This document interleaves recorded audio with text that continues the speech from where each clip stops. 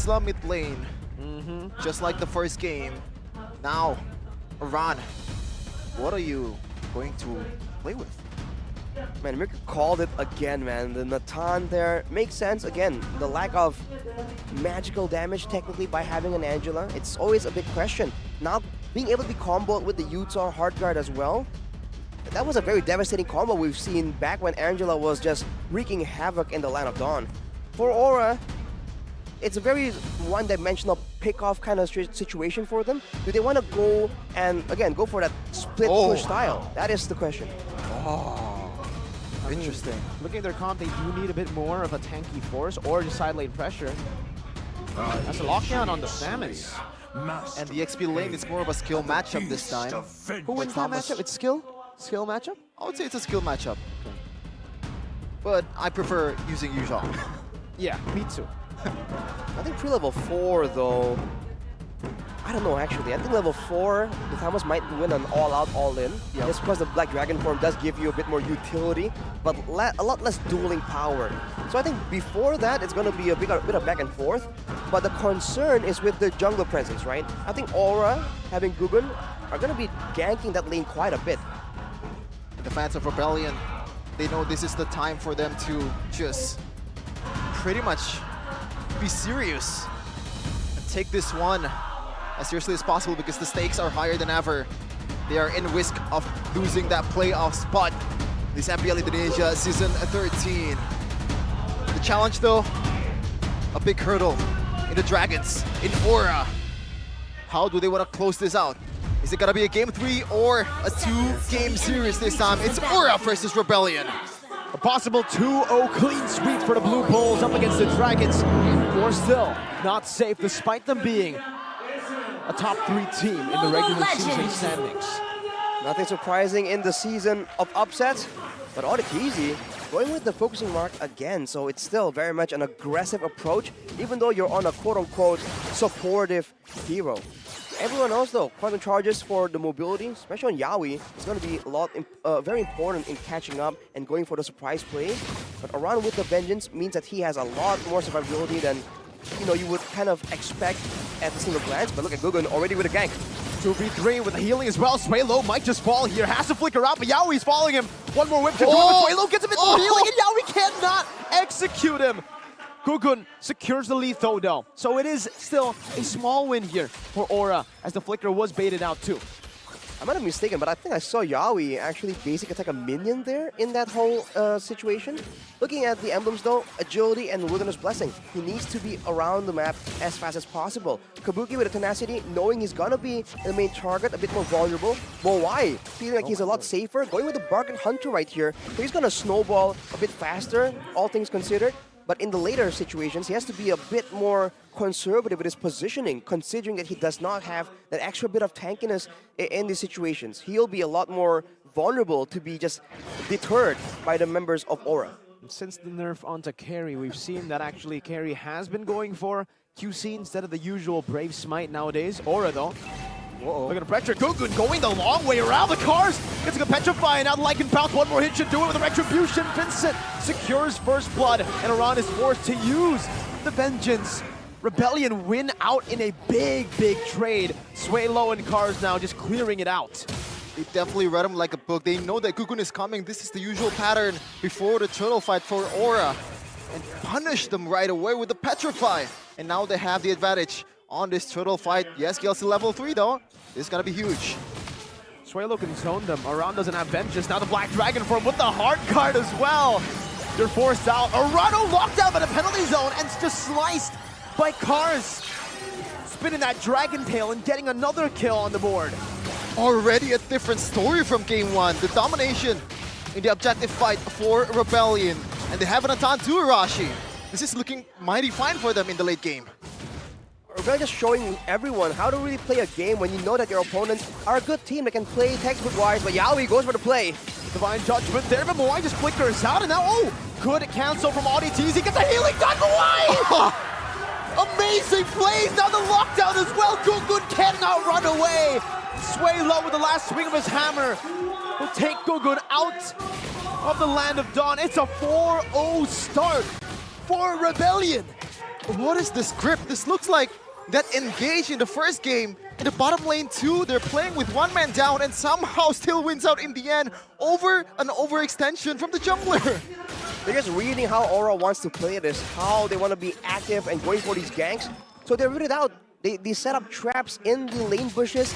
They know and they save tools available for those big moments where Aura wants to go for the big engage, and they know exactly when Aura's going to go for it.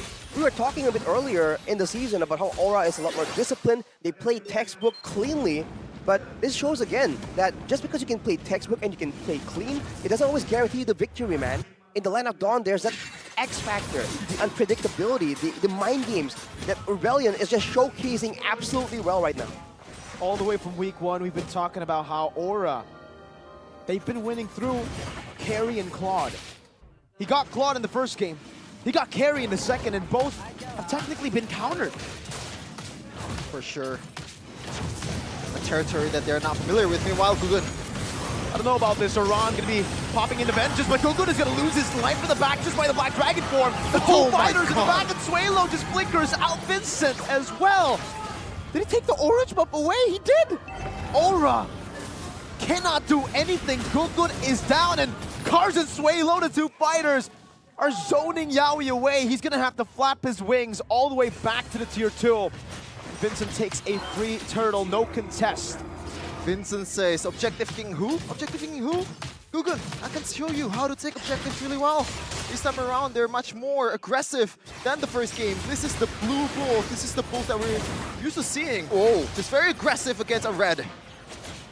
Cars going there with the great mechanics there to really just push Aran out of the lane, and that's going to result in them getting a turret on the top side. Showing again that without the right tools, it doesn't even matter, right? It depends on the context, the momentum. The fact that they were able to get the turtle without Aura contesting it at all, very uncharacteristic of Aura, but great play from Rebellion. Not even having the retribution, but not having it be an issue. But Yaoi still looking for ways to make an impact, but the lack of damage on Aura right here, even with the great Divine Judgment he can find, it seems like there's going to be no way for Aura to really capitalize on it. Yeah, not yet. Now that you mentioned it, Arashi, we haven't really seen a really solid Divine Judgment from Aura. There are 0 kills so far in 6 minutes count with a carry and also Kaja Yaoi. This is definitely something that we're not really used to seeing, considering they have a really big pick-off composition this game. Well, they have to wait until the real mid-game rolls around. But you have to wonder who exactly will be upping the damage. Kabuki is keeping up in farm, to be fair, but it's going to require a bit more items for him to actually be able to shred everyone down 100 to 0. And with a Terizla in the mix, that makes it even more difficult. And look at how they're just struggling to really find an opportunity. But as long as Rebellion puts way low in between them and Aura, it's going to be very difficult for Aura to find anything. Because even if Yaoi goes in for a pickoff, the penalty zone will be used immediately to really punish him and maybe even rope Aura into an unfavorable fight. So even if they don't want to go for these pick-off kind of strategies, how do they go for a pick-off without committing for a full-on team fight that they are not going to be able to win right now? Another objective fight with Gugun backing off. It's a full domination on the objective battle for Rebellion. Before this, we saw the stat 40-something% against a 70%. Meanwhile, Yaoi definitely reading this one. ODTC with a beautiful flicker.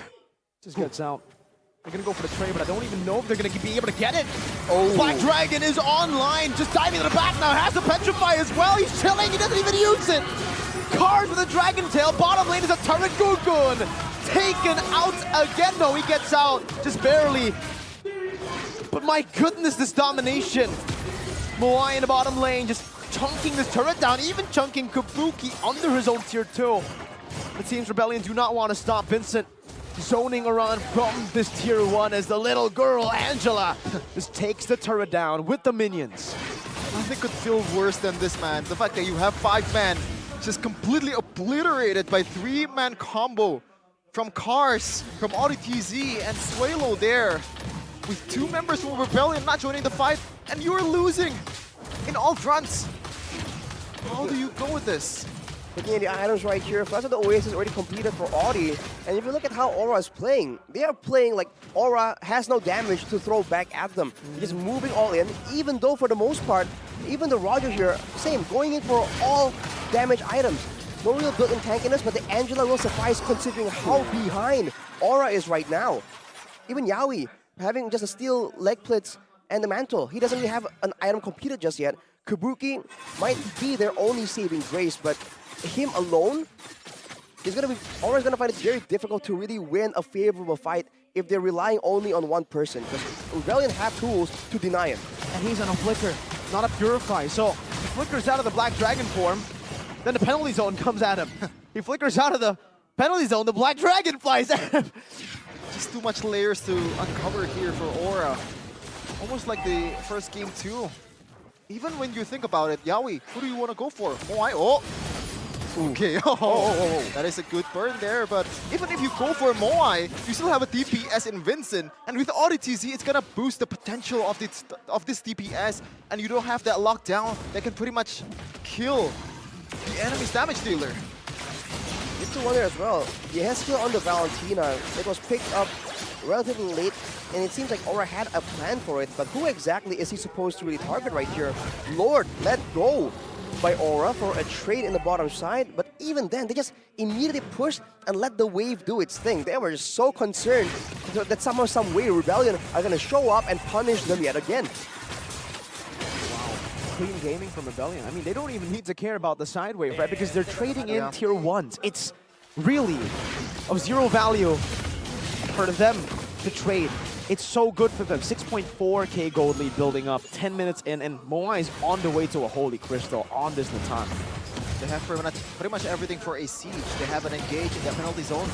Black Dragon form can pretty much shoo everyone away from Aura, from that turret domain. Wow. And even Aura doesn't really have that wave clear that they need to be able to withstand this. Look at this wave manipulation too. They're just setting up for a proper 3-wave push all in. They're holding off on the mid lane right here. Wow. They will go for it, and I think they might just want to be... They might want to push in a bit earlier and allow themselves to really escort the Lord around. Moai with the Holy Crystal completed. And keep in mind, Vincent also has the War Axe, and the fleeting time is completed for ODTZ. So if they want to go aggressive right here, they are very willing to use all their spells, unless Yaoi can just do something crazy right here.